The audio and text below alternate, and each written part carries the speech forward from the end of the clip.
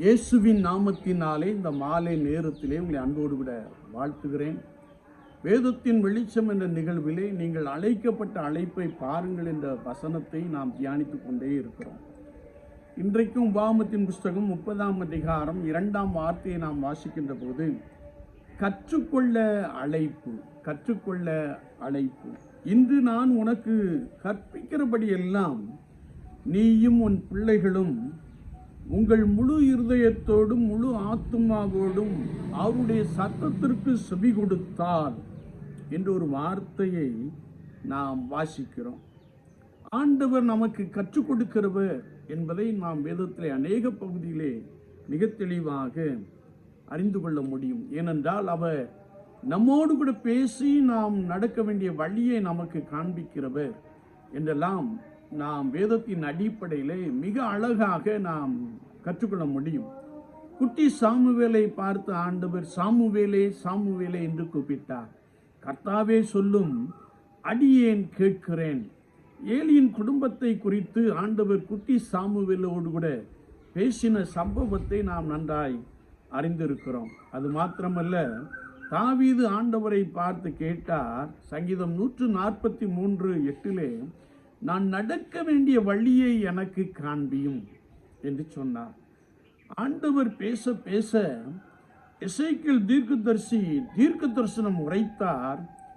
உலர்ந்த எலும்புகள் உயிர் பெற்று மகாபரிய சேனையாய் எழுந்து நின்ற காட்சியை நாம் தெளிவாய் அறிந்து கொள்ள முடியும். அது மாத்திரமல்ல, மத்தேயு 2:12 நாம் வாசிக்கின்ற பொழுது சாஸ்திரிகள் தேவதூதனால் எச்சரிக்கப்பட்டு ஏரோது இடத்திற்கு நீங்கள் திரும்பி போக வேண்டாம், நீங்கள் வேறு வழியாய் போங்கள் என்ற எச்சரிப்பை பெற்று அவர்கள் வேறு வழியாய் கடந்து சென்ற காட்சியை பரிசுத்த வேதாகமத்திலே மிக அழகாக நாம் அறிந்திருக்கிறோம்.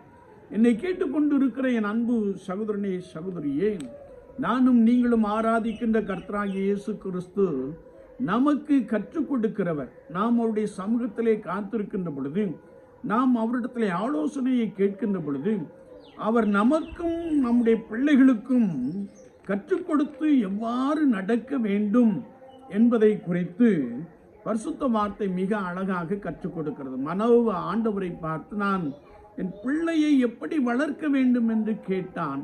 அந்த பிள்ளையை அப்படியே வளர்த்தான் என்பதை நாம் தெளிவாய் அறிந்து கொள்ளுகிறோம்.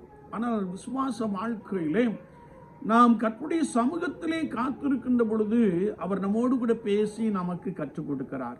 வேகமாய் ஓடிக்கொண்டிருக்கிற உலகத்திலே காத்திருக்க நேரமில்லாதபடிக்கு வேலை வேலை வேலை, பிசினஸ் பிசினஸ் பிசினஸ் என்று ஓடிக்கொண்டிருக்கிற பெரிய கூட்டத்தை பார்க்கிறோம். இதில் யாரெல்லாம் கர்த்தருக்கு முன்பதாக காத்திருக்கிறார்களோ, கர்த்தரிடத்திலே ஆலோசனை கேட்கிறார்களோ, அவர்களுக்கு ஆண்டவர் கற்றுக் கொடுக்கிறார்.